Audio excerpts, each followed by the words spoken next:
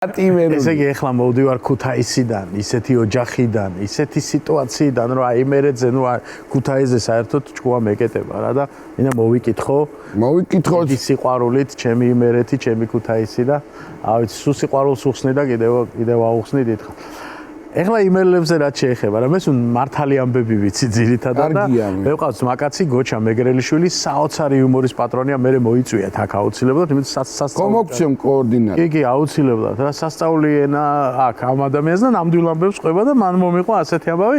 სამტრედიაში არის ერთ-ერთი სოფელი რა. კომუნისტების დროინდელი მას გიყვები რა, ძველი და შუკები როა დანგრეული გზები და რაღაცა რო არის და მოტოციკლეტებით რო დაქონდათ მაროჟნი, სამტრედიის მაროჟნი, ხო გახსოვს, აგურჯაანის ნაყინი სამტრედისა და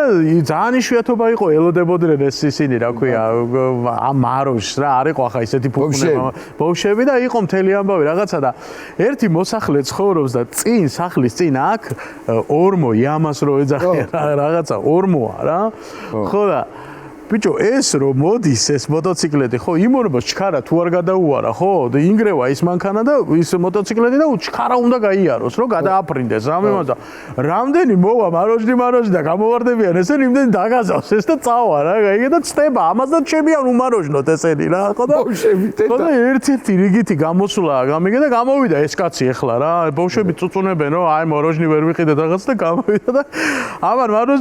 მაროჟნი ჩაუქროლა რა კიდე და გვახარბებს თუ რა შობა აი და კარგია